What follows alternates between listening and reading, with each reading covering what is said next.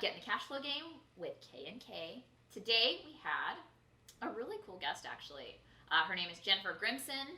She has a pretty wild and amazing story now. I think she went through a lot of struggles to get to where she's at, but honestly, her story gives me goosebumps as a woman. Yeah, I mean, and unfortunately, she's not the only woman that has this story. But it's unfortunate because, she's basically had a couple bad relationships, and I can't remember. I'm trying to think. I know at least one caused her to live in her car, and basically she kind of lost everything. She was a single mom, relying on men, doing that whole thing, and then she woke up like, "What am I doing? Don't do this anymore." And she's a real estate investor now. Yep. And she lives in Tennessee. We're talking about vacation rentals there. They call it, what does she call it? Nash Vegas or? Yeah, Nash Vegas. A lot of people call it that. No, Las Vegas. Nash Vegas. Yeah. So I guess Vegas or Nashville is crazy. It's fun. The vacation rental market, if you guys don't know, if you're listening to this, is out of control there. They literally built like towers, right? Where they VRBO. It's booming there. I haven't been there in so long, but the one thing that's fascinating about her is the ability to recover, the ability to change her life, and then not rely on another man. But also too is now she's realized I need to empower other women, which was the cool thing about it. So we talked about that. But I don't know, it was a very, very cool story. Everybody needs to hear it because they might know somebody that's struggling or a woman that needs to go through it. Crystal knows I'm a big proponent. My gosh, I can't even talk. Of empowering women. Most of my team is made up of women, and I think that a woman should be more in control. And we've talked about that recently on the podcast. How a lady was saying her husband gave her like the power and her kind of power back to be a partner in the relationship. Yeah, absolutely. I really loved everything that she had to say because I'm also a big proponent of women being part of their financial future and at least at the very minimum understanding their finances, and just I think it creates a different level of confidence as a female when you do have knowledge of your financial future and what you're doing, and you have a say and you understand what's going on. And I also think that as women, we bring a very interesting dynamic to something that can just be very business. There is an emotional aspect to it. I think women bring that, and I think that we have a very good gut feeling. I think we just bring a different dynamic to any sort of a business situation that is, I think, beneficial to everyone involved. So she definitely feels that way. She has a very inspiring story. She's overcome a lot to get where she is today, and she continues to build. She continues to pivot when needed. For example, she talked about how she had to pivot when the vacation rental markets turned on her at times. She's had to make some pretty big, bold moves, and she's had been in some risky situations. And so I just really admire her for everything that she's done. And I think whether you're a man or a woman, that you could really benefit from a lot of things that she had to say, and her story is really very inspiring. So I loved hearing her background and the things that she's overcome to get here. So, but one more important thing before we jump in to the podcast. Crystal, what do we need them to do? We need you to like. Check. Subscribe. Check. Give us a 5-star review. Share. Hello. Tell all your friends and if you your have family members, friends, women struggling, Tell strangers. I don't even care. Just tell everyone. Yeah, tell everyone. About the podcast. Share, tell everybody allow us to keep doing what we love to do, which is bringing you valuable information and sharing other people's inspiring stories about how real estate has changed their life. So let's jump into it. Jennifer, thanks so much for coming on today. Thank you for having me. This is great. Yeah, absolutely. I know we were just talking a little bit before we started recording, and you mentioned that you're in Nashville or Nash Vegas. So can you kind of just give us a little bit of background? You have a really amazing story, just where you came from and how you got here. Can you just run us through that quickly? Yeah. Amazing story. That's an adjective you could use to describe my story. There's a lot of other adjectives I could think of as well, but encapsulated, I lost everything twice. I had no job, no car, no place to live, 2 kids to raise. And I did that twice. I was in Chapter 13 bankruptcy twice. And the second time it happened to me, not that I was completely passive, because I take full responsibility for what got me there. But the second time it happened, I realized I had to rebuild in a way that nobody could ever do that to me again, or there was never going to be a circumstance where that was going to happen to me again. And I knew how to get a job. I knew how to get a corporate job. I knew how to make good money, but I didn't know how to build wealth. And so I started down the path just as a complete novice of a person with a job, a person rebuilding, a single mom, and trying to figure out a way to create wealth in any way that I could. And what I discovered is that there were a lot of tools available that I didn't know about. And I think I'm pretty smart. And I was pretty angry about that. And I started putting those tools into place, things that most people have access to, and was able to, once I rebuilt my credit, I bought my first house. After that, it was within 4 years, I created $1.4 million of income producing investments. And I did that with a W-2 and some grit through house hacking and through short-term rental, Airbnb. Wow, that's amazing. I think that's like, you know, for me, just, you know, we have kids too. I think one of the most terrifying things is, okay, you can lose everything on your own, but now when you've got kids to take care of, that's really scary.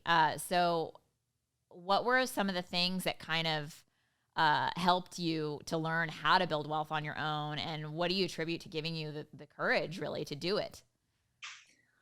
Well, there's nothing like necessity to give you a set of cojones you might not have known that you had. So that worked. I had to do it. I didn't have a choice. The tools really, there are many, many game changers along the way, but one of them was just joining a real estate investors group here in Nashville. And Nashville culturally is a very welcoming city. People culturally are very easy to get to know. It's very easy to make connections in this town. That's not necessarily true in a lot of places. I lived in California for 12 years. I lived in the East Coast. I lived in Seattle. All are great places, but I had an advantage culturally in that sense. But I joined a real estate investors group, and that was really the first. And I remember walking in there surrounded by hundreds of people who were speaking a language I had never heard. You know, what's your debt to income? Are you a buy and hold? Do you flip houses? I was like, what is that? I don't know what do you do hard money lending? All of these words I had never heard of before, but I knew, when I talk to people about it, I talk about getting in the right pool.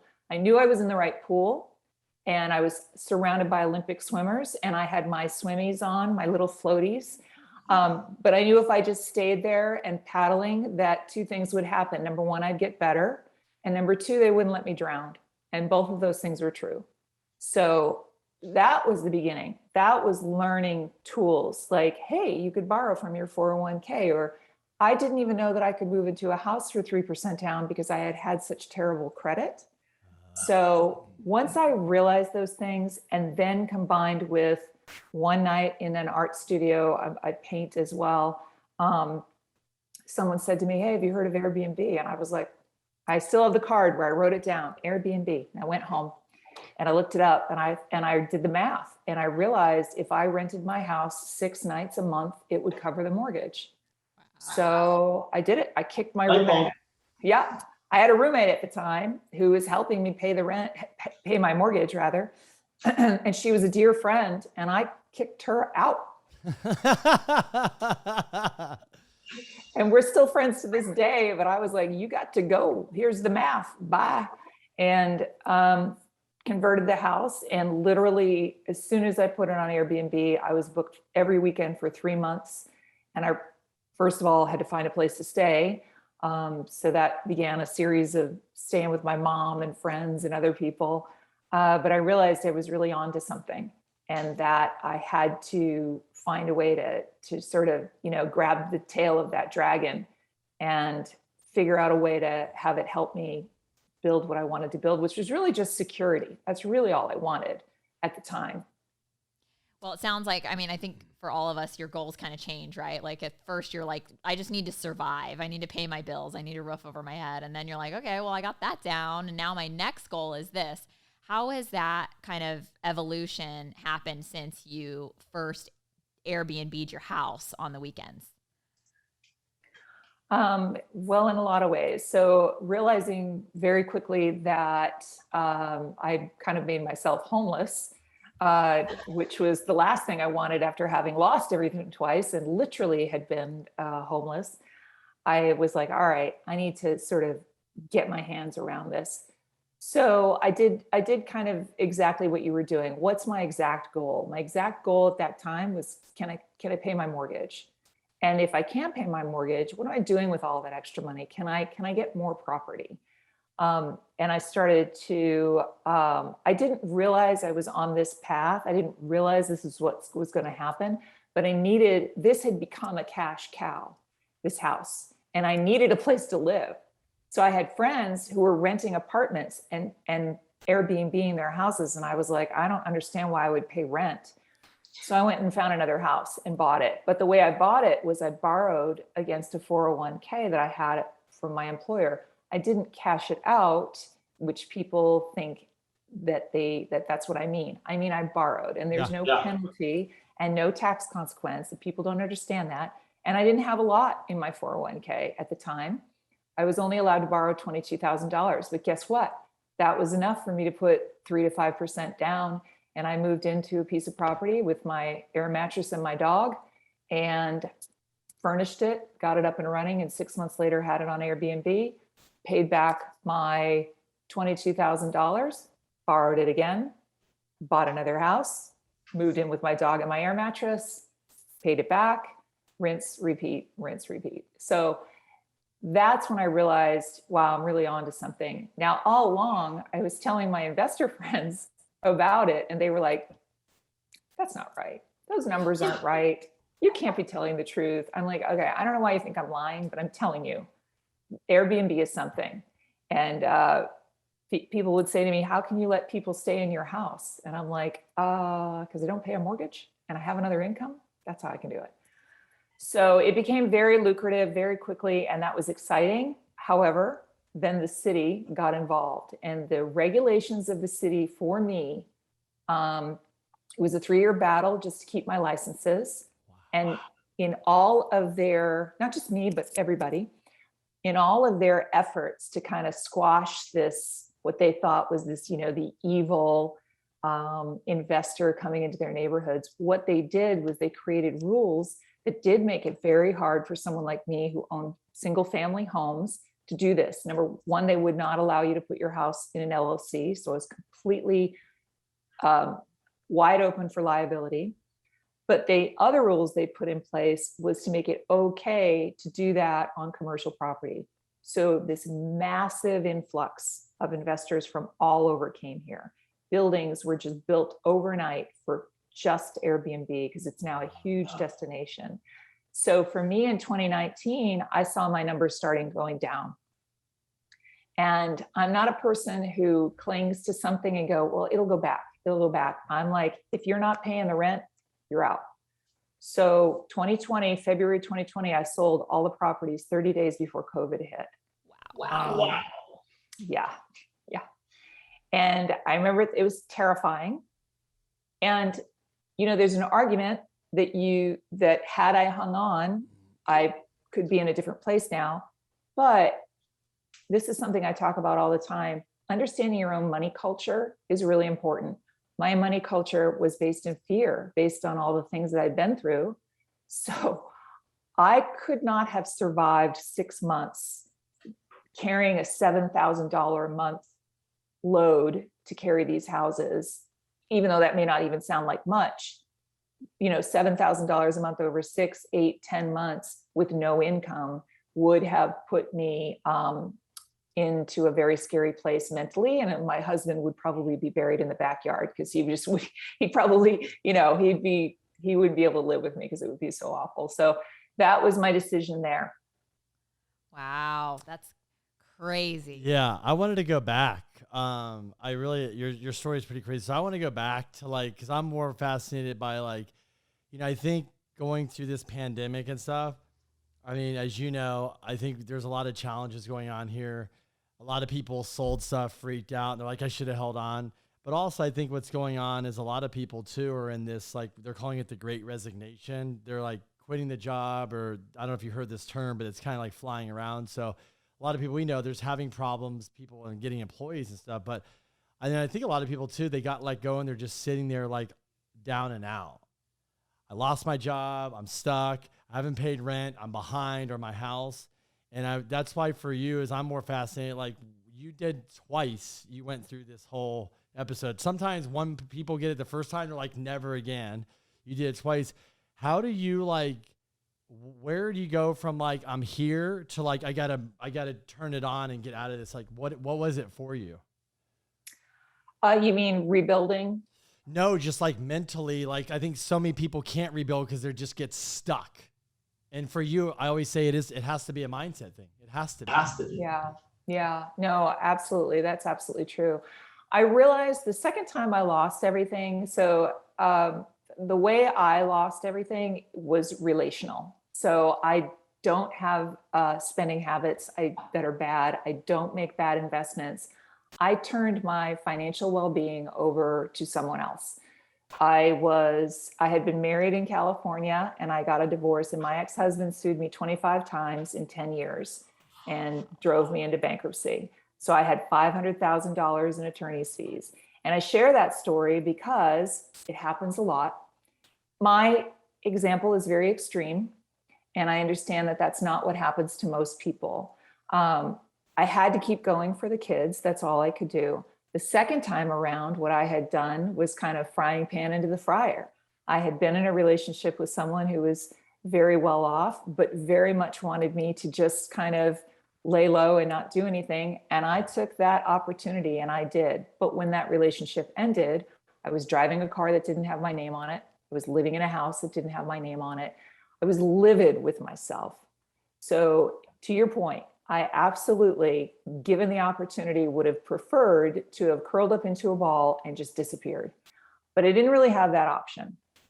And I knew that if I could just find a path, you take a look around, and this isn't a diss on anybody, but there are a whole lot of people who are a whole lot more successful than me that probably haven't had the opportunities I've had, haven't had the education that I've had. And I do have the tools. I just had to find them. And I found it really fun. So I was motivated very much by money, for sure. But I didn't know it was really about wealth. I just really wanted security.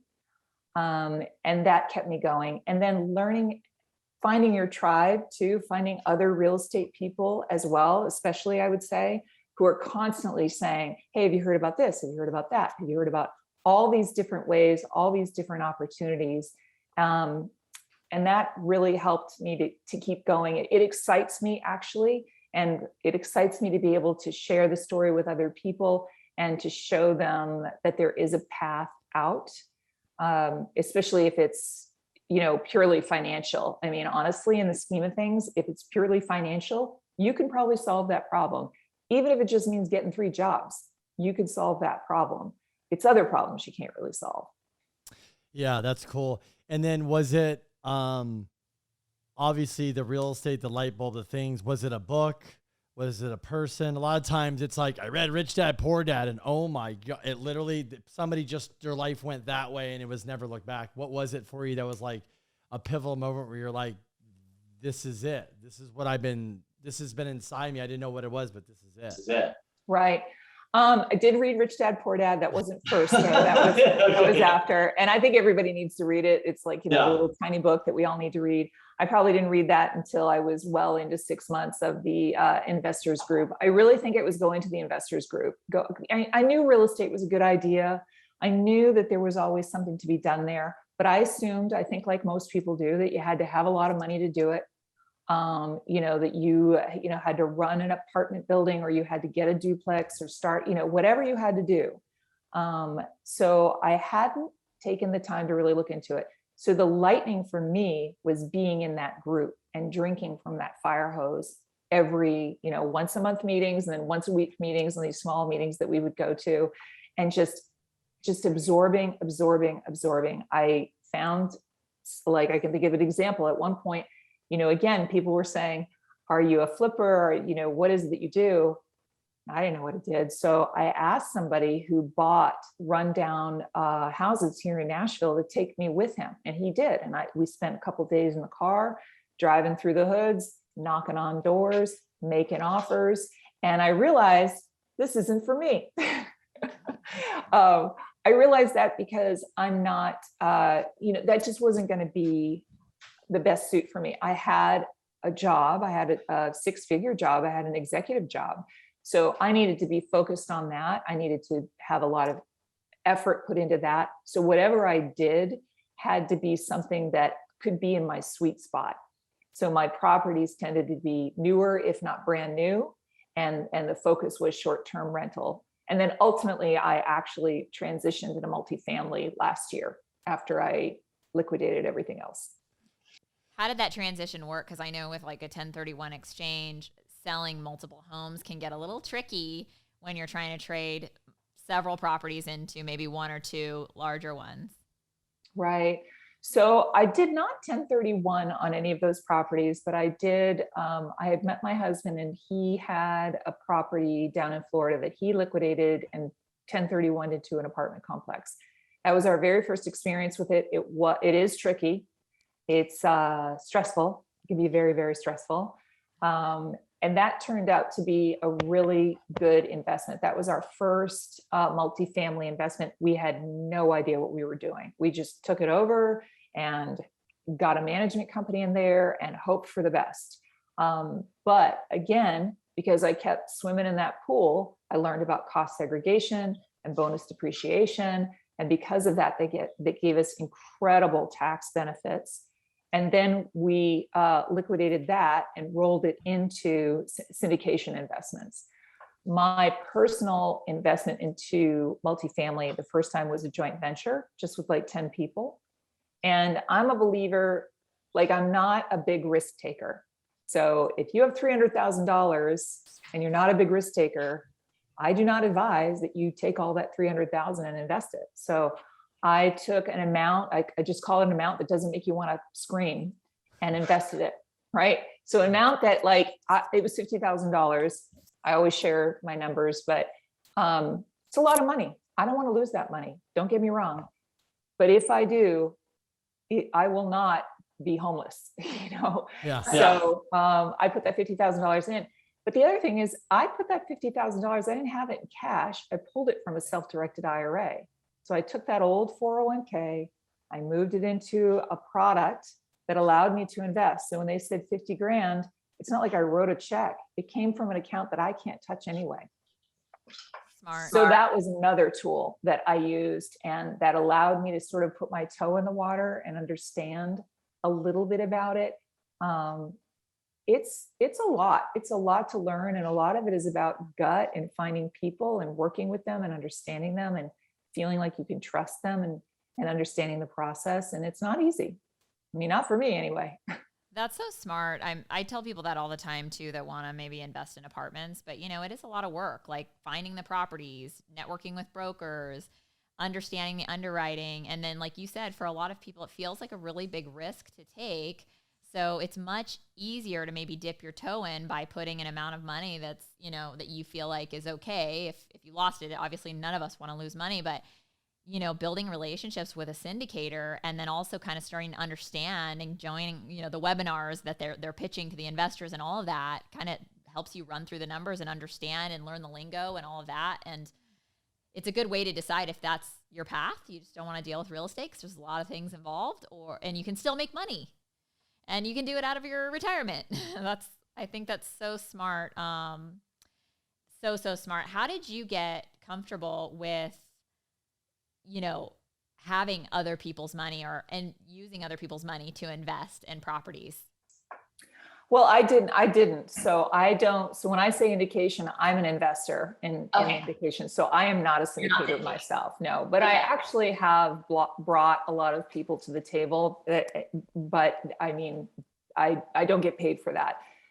But I have the same advice to them, which is remember that, and it's very intimidating. So remember that when you're there and you're exploring and you're learning, the person presenting is who's working for you. Right. So it's okay for you to be there and to ask questions, to ask every question. It's okay for you to attend 15 meetings and not invest a dime.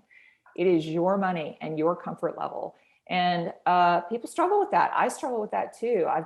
It's a muscle, the ability to ask and to ask to a level that you're uncomfortable. Sometimes I ask questions and I'm like, I can't believe I'm gonna ask this question, but I'm gonna ask it anyway. I'm gonna say it anyway and get even more unpopular. But it's a muscle, and the ability to be like, yep, I'm here. I have 45,000 questions, and I may be your lowest investor or never an investor. And in my opinion, it's the only way to learn. And it's so smart. Yeah, you need to know what you're investing your money in. So it's totally reasonable to ask the questions. And if there's a syndicator out there who doesn't like that, then they're probably not a good fit anyway. Correct. Exactly. So are you out of the Airbnb game, VRBO game? Well, interestingly, I actually have a contract in my email right now that I'm signing. So what I decided was to go back into it. So there's a couple things that I've learned even the last couple of years. Yes, investing is smart. Making money is smart off of real estate. Having equity is smart. But having cash flow is very important as well. So I left my corporate job in 2018 and had the cash flow of the houses. But as I said, as it rolled down, that's when I made the decision to sell. Then I had a chunk of change, right? So I got a big chunk of change and I have assets. Well, guess what? Banks don't care. They don't care if there's no income. They don't care how much you got in the bank if you're not creating an income of some kind. So I decided I needed a cash flowing asset. And I decided that I wanted to do short-term rental, but that I was going to focus on markets that were friendly and that had a long, long history. So everybody's been renting a house at the beach for 35 years. Everybody's rented a house at the cabin for 35 years. Airbnb just changed how we do it. That's all it is. Sure. So I'm going back into it in a market that is friendly, that literally has like, do what you want. It's your property, do what you want. And that is the norm. And there's no pushback from the community. It's sort of culturally very accepted. That's exciting though. I know it's hard. It's hard because I know people that that's all they do is Airbnb, but they focus on markets where it's like walls are set, but they look at like apartment returns and this, they're like, boy, it's a lot. You're making a lot of money. I get it. It's hard to just walk away from that. Where, how do you go about finding the markets? Is that like you're looking around? Is that like flying their boots on the ground? Like, what does that look like? Yeah, I'm definitely a boots on the ground kind of person. So I just went last week and spent a week down in the Emerald Coast in Florida. It's not hard to do. You can certainly just Google what are the most, short-term rental friendly markets in the country. One of which is Savannah, Georgia. Very, very friendly, very, very affordable. And then I add to it because you can just make an investment based on, good returns, I'm going to invest there. And that's great. But I add to it, what's my involvement going to be? Am I going to have to be there? If I'm going to have to be there, how often will I have to be there? When I am there, will I enjoy being there? So there were some areas that I looked at that I was like, this is a great investment, but I will hate being here anytime. Yeah. And my idea is to manage it remotely, but to be as hands off as possible. But when I go, I at least want to be in an area that I enjoy. And what's we actually have vacation rentals. So I think a lot of people we talk to, because we do financing too. So we get a lot of people going, I want to buy real estate, I want to do the Airbnb. They go, what's the most important thing? So I'll ask you, running an Airbnb, whether it's in your backyard or it's far away, what's going to be the most important things that are on your top of your list that, you need to make sure those are solid? Do you mean in terms of the building itself or the Management. anything? Well, I would say So like location. for you is from management to like buying, like what are you like what is that? I know one of his obviously like somebody always told us, if you can't take your kids there to vacation when you buy property, then don't go there. Then that's, like if you have to go visit and everybody's like, this place sucks, why do we have to come here all the time? Don't buy there, Well, I see the argument in that, except for Nashville, Tennessee. I would say you two would have a great time here. Probably don't bring your kids. It's a great place to raise kids. There's tons to do, but if you come here, the vacationers here are here to party, like legendary levels of party. And but there's a great place to raise your kids too. There's lots to do here, but if you're not a local, you wouldn't know that. So I don't disagree with that, but that's kind of double fold, right? So you're making an investment that you're going to go to as well and enjoy. This one in Florida qualifies for that. For me, I look at the overall market, right? Who's friendly? What areas can I go in? Is it affordable? Then I get in, what am I looking for exactly? What kind of product can I buy it with? Meaning there's a new loan, you may have heard of it or not. It was news to me, but it's a vacation home loan that is specific for vacation home purchases that allows you to only put down 10%. But it can only be used on homes and townhomes.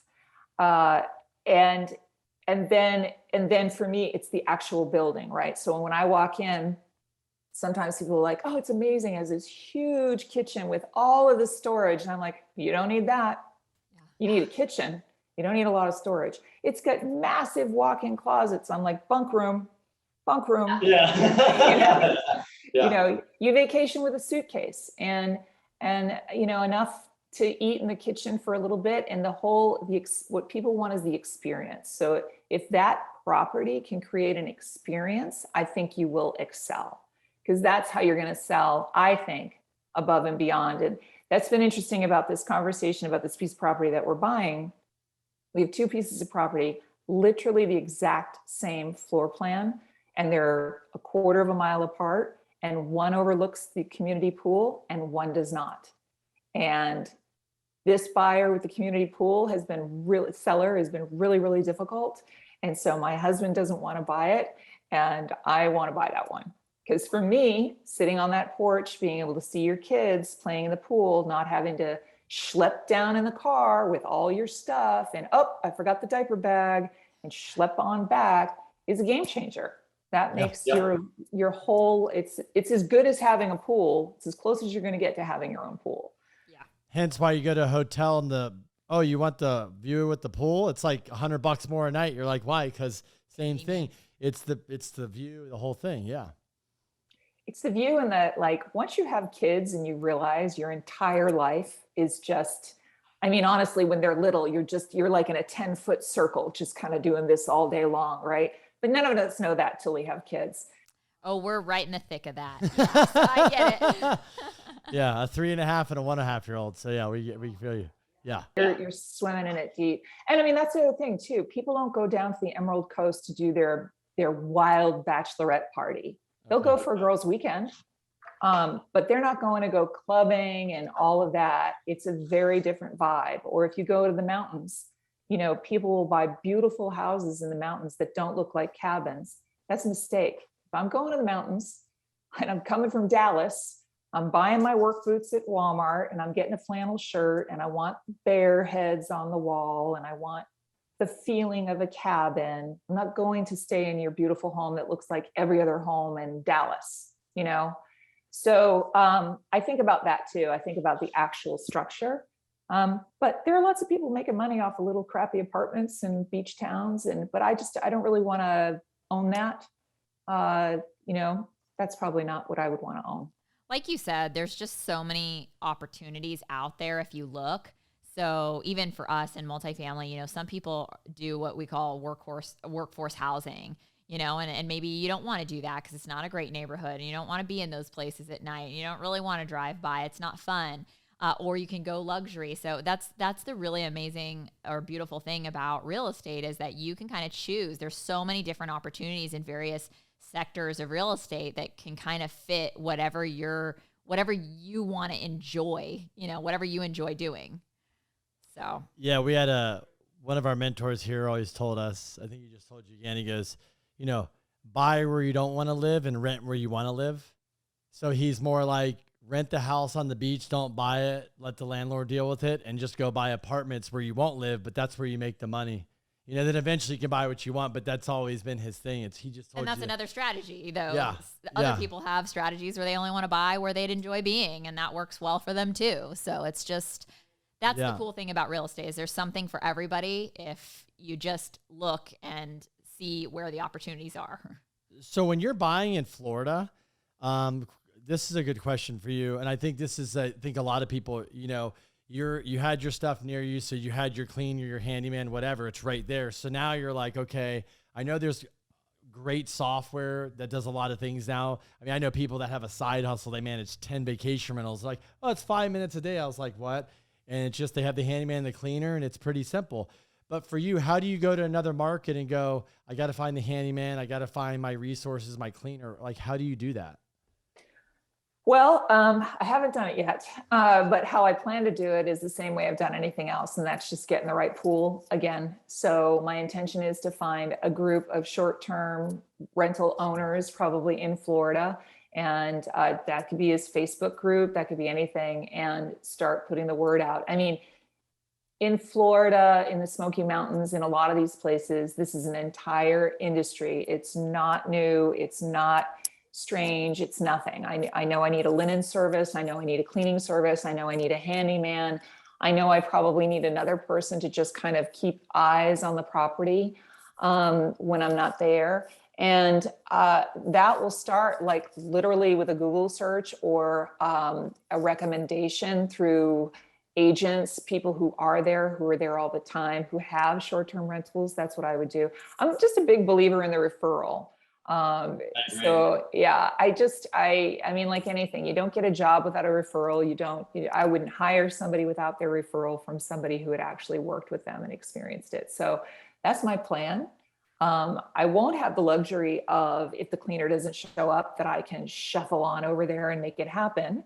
So when you're out of town, you've got to have at least 2 cleaners and 2 handymen and you have to factor that into the cost of ownership. And is that really going to be worth it? I mean, these folks aren't on salary, but is that really going to be worth it? So I tend to find people and keep them.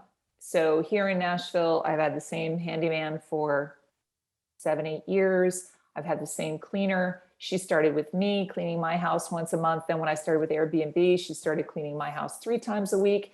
And then my 3 houses 3 times a week each. And then I introduced her to our manager, and now she handles like 20 extremely high-end properties and probably takes in $200,000 a year as a housekeeper, as a house cleaner. But she's invaluable. Very cool. Yeah, I mean, I tell people, for us, the cleaner is probably the most important person, because you can, like ours, we have 4, so it's, they're able to do all 4, but you can teach them to go through and look for stuff, call out stuff, take pictures, all that. So they're really, that a good cleaner can become, right-hand person if you have enough properties, especially if you like the area, you can build a portfolio there. And then you have, okay, wow, she has 4 or 5. Like, I really got to take care of her because they're making money, Right. I mean, when I started, and I'll probably do the same thing here in Florida because I'll only have the 1 property. My intention is to find somebody who is a cleaner, stager, and business partner. So what I want this individual to do, or the team, whatever it is you're going to the house to clean, but you're also part of the staging. You understand how it was staged, it needs to be put back. And I am relying on you to go, hey, that vase got broken, the lights broke, the lamp, the chair, the this, the that, and the outside. So I learned that by going to other markets too. I was shocked when I went up to the Smokies Mountains, and they were like, our cleaners, it's required by law, drain the hot tub after every single stay, clean it, refill it after every single stay. Wow. And yes, and they go out and clean all of the decks, and they have these little things. I don't know, I'm not very outdoorsy, but it captures these bugs that drill through the wood, and the cleaners take all of those down and clean them out. And it's just part of it. It's part of what they're doing to maintain this really pristine, high-end experience in the mountains, it's very different. Bear cages. I was like, wait a minute, what does that mean? Is there a bear in a cage? And so a bear cage is around your garbage, but I didn't know that. So, they have to deal with all kinds of different things. So if I were getting started in it, I would approach it as find somebody who is interested in kind of partnering with you and growing their own opportunity, because it's an incredible opportunity for somebody who takes that work very seriously. Yeah, that's awesome. What are you getting now that you're kind of, I mean, it's kind of a cool, so from when you were down and out the second time to today, how many years has that been? Well, the second time was 2010, from flat broke, no place to live. And it was 3 years for me to rebuild my credit to 2013. That's when I was able to purchase the house. And by 2017, so 3 years later, I had the 3 houses. So it's been 11 years total. But 7 to get to a point where you're like here, feeling good, and like you're like, okay, I did something here. I'm on my way. Yeah, I think in 2017, when I finally did the math and looked around, I was like, what? And my goal had always been, sorry, I don't know if any of this is video or if it's all audio, so I apologize if that sounds like talking. I had always wanted to leave my corporate job, and I kind of promised myself when I hit a certain number of income, cash flow from the properties that I would. And here's the crazy thing. In 2018, November, I left that job, and the houses had been booked solid, usually a year in advance, 2018, November. And then literally for the next 3 months, all the houses sat empty. And I was like sick. And then 2019, the numbers did not perform as well. And I kept watching my competition, these buildings, rooftop, spas and bars and fireplaces. And, I just had these little houses that were great, but that was my competition. So that's when I kind of decided that I could do something else. And, in a way, taking $100,000, if you look at it this way, if you take $100,000 and you invest it in a piece of property, well, what can you buy for that? Not much. And that's probably not even much of a down payment. And then you've got everything that goes along with it, versus take that same $100,000 and put it into syndication. The biggest problem, syndication and joint venture, that I tell people is that you got to say goodbye to your money for a little bit, and it's going to take a while to get it back. And you're separated. You're not the one necessarily pulling the strings. A joint venture, you have a little more control, but in a syndication, you don't, and you need to be comfortable with that. But I challenge people to try that. Okay, take your 100 grand, put it here, take another 100 grand, put it here, or 50, or whatever the number is, and see which one outperforms, and see which one provides more work for you. Not to negate or downplay the importance of the tax benefits of being in a syndication, getting the K1s, getting the tax benefits that you don't really see coming. That's a very nice benefit to that. The negative K1s, even though it was a negative. Exactly right. I mean, there's a reason that people in real estate, I think it is the only, I don't think you can build wealth without real estate in your pocket. And to your point earlier, that doesn't mean you ever have to own a piece of property. You can invest in real estate in a million different ways without ever even owning property. But it's a very big learning curve. Yeah, I have a client now. He's making 7 figures W-2. So I always tell them, thank you for paying all the taxes, especially in California. We appreciate it. And he's buying real estate because he's like, we literally looked, and he's a smart guy. He's like, I looked everywhere, everything. And it's like this, he's learning about buying it costs like a CPA. He looked everywhere, and he says, there is nothing better I could find for, and he's tried other things than buying real estate to do it. And it's funny. And he's like, you know, I know he's older, and he's like, I'm just kind of like, man, I can't believe I'm learning this now. I said, the good news is you are learning this now, though. You know, it wasn't 10 more years because he's in this very high income. And I'm like, think about another 10 years. So I was going to ask you is, now you're 10, 11 years into this, what is the biggest lesson, or what is the biggest thing you've learned just going through this whole from like 0 to now, just like with the money, the finance, all that? What has been the biggest aha or lesson that you've learned? I mean, the biggest lesson is to never have a whole list of never, ever, ever, ever, evers. And one of them is never turn your financial well-being or any well-being over to someone else, period. Your emotional, your financial, your physical, your spiritual, don't turn it over. It belongs to you. That means a financial advisor or anybody else, remember they're on your payroll. They work for you. But that goes for relationships as well. I mean, that was my big mistake. And I see it with women. I see it with men sometimes too, but traditionally it's women, where they're, you know, in a long-term relationship and believe that they're safe.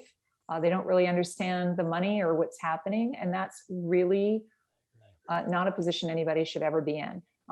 So you have to stand up for yourself, ask the questions, even in your own relationship, and to never turn that over to someone else. I get how easy it is to do that. And I get how wonderful it is when you see couples who can do that successfully and it all works out great.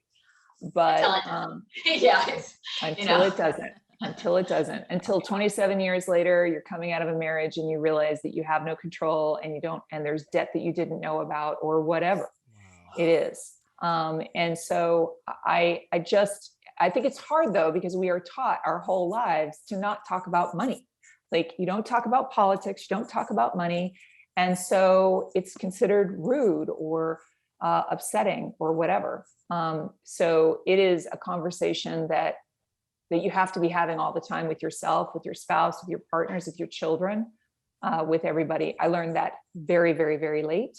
But I know it now. It's so true, because I've talked a lot about that in previous episodes, just because I know so many women myself that have no idea about their finances. And there's so many reasons why.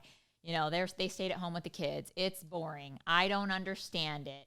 You know, like, I never really thought about it. And now it's too late. I'm just not interested in starting. There's just so many things around it that, you know, for me, I'm actually like, I'm going to have a panic attack if I don't know what's going on with our financial situation. It's just always been that way for me. But what kind of things could you give someone in this position that's, you know, maybe in a marriage and they don't know exactly where the money's going and they want to have this conversation? Do you have any kind of tips or advice that you could give a woman in that same position? Yeah, I would say spend a little time trying to understand what your money culture is yourself. So I have a book on my website called You Don't Have to Be Wealthy to Build Wealth. I have another one called Pivot and Thrive. They're free. You can download them. And they kind of walk through the questions that you ask yourself. It was something really important to me. It's something I asked my guests. The first question is, what was your money culture growing up? What did it teach you about money? And how did it affect you? Right? So when you sit down with your spouse, who maybe you're afraid to talk to about this, maybe it's been a role that you've been playing for a long time and you've never rocked the boat. And if you sit down and you can explain, listen, I want you to know that I have a lot of fear around security and around money. And I haven't brought this to the forefront. And I hope that you will understand I need to take a more active role in this. And I want to know what it is. Now, you know, if you have a spouse who's going to be defensive about that, or a partner who's going to be defensive about that, you have other issues. But I think it starts with understanding yourself.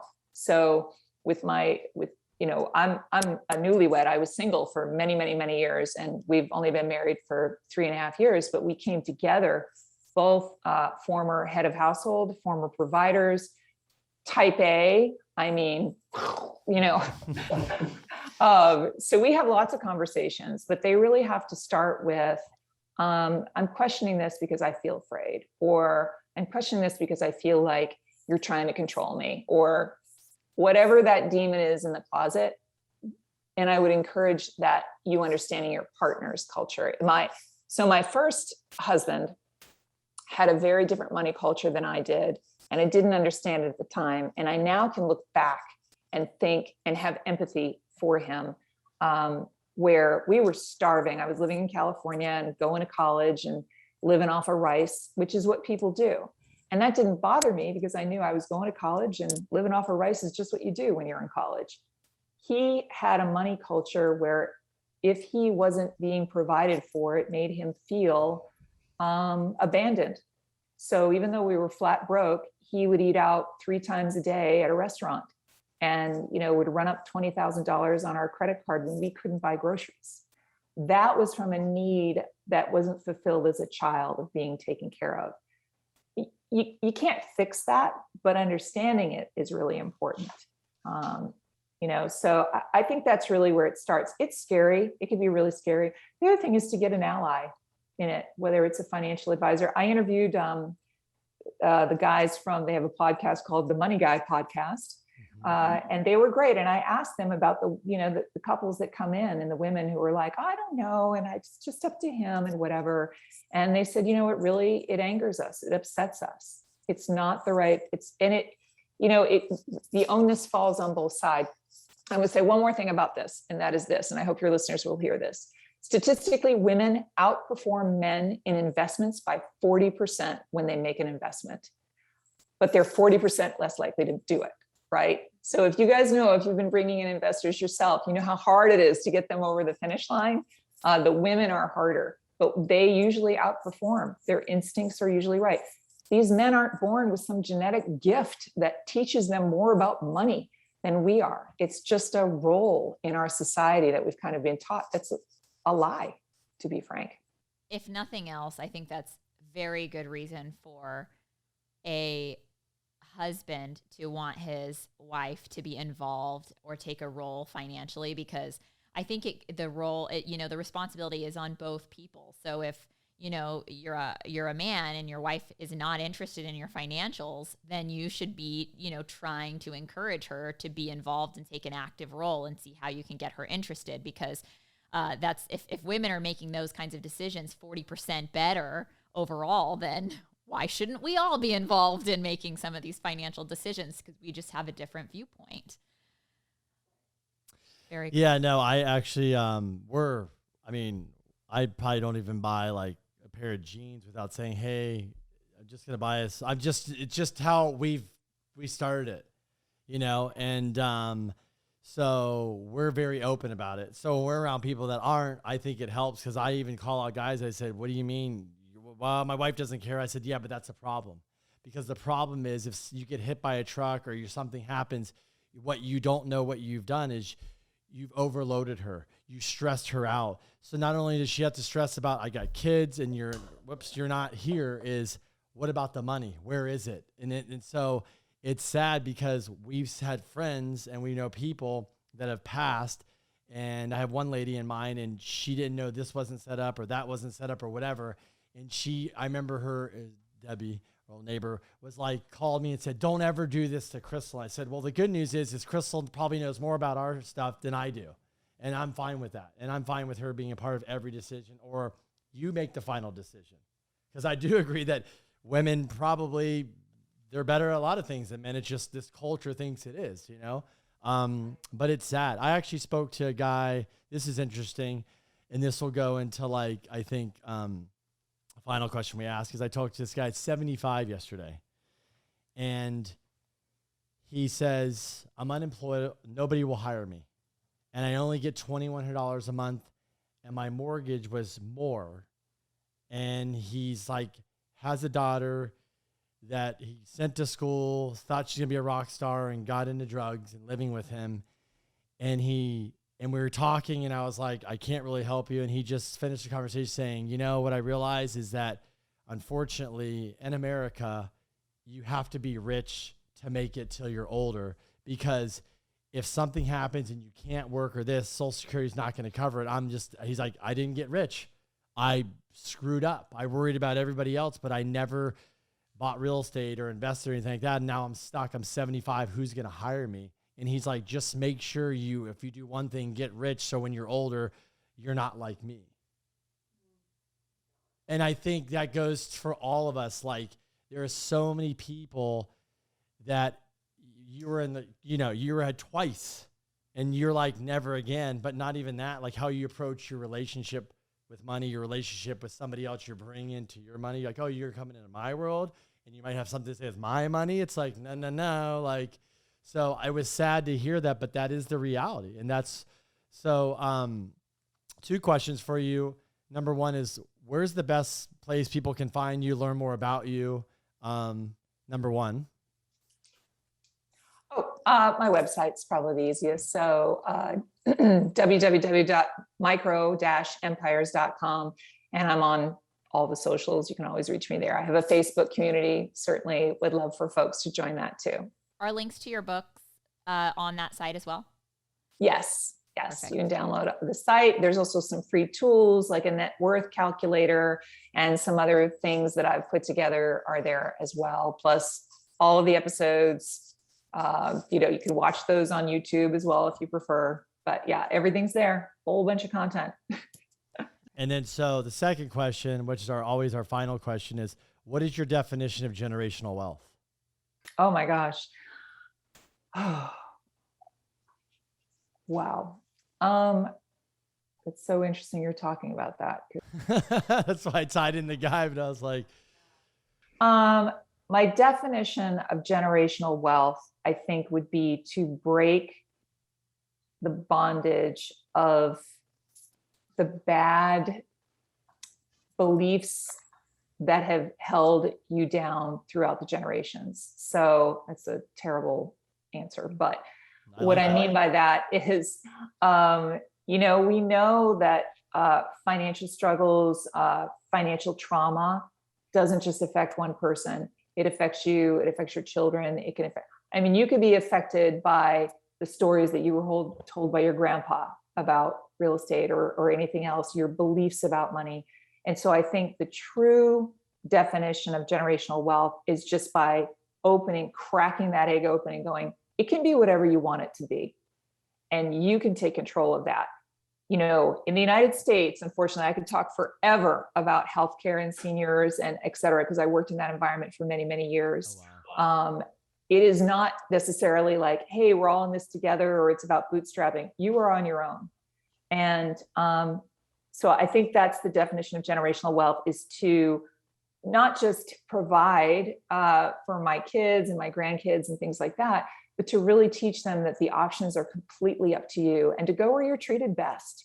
And I'm constantly looking at that. And if I'm not treated best in Nashville, I'll go to Florida. If I'm not treated well there, I'll go to Europe.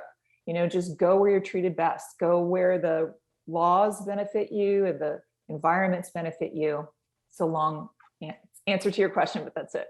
No, I like it. That was great. Yeah. I appreciate you coming on. Congratulations on all your success, all the things you're doing. We have a podcast, you have a podcast. So it's always great because you come on and you get to talk about things. And I know an hour, we probably could have talked for 3 more hours about a lot of things, but it goes by like that. But it's an inspiring story. And I think that women should be more involved. And I think just listening to your story, there is a lot of women out there, but I think, when I hear stories like this, I'm like, you can do it. You might be down and out. Shit might not be going your way, but you get in the mindset, like you said, you didn't have an option. So you just do it. And you're a definition of that, so congrats on all your success. Thank you. Thank you very much. Thanks, you guys. Thanks so much for having me on. This was really fun. Yeah, that was fun. Thanks so much, Jennifer. Okay. Take care. Okay, bye.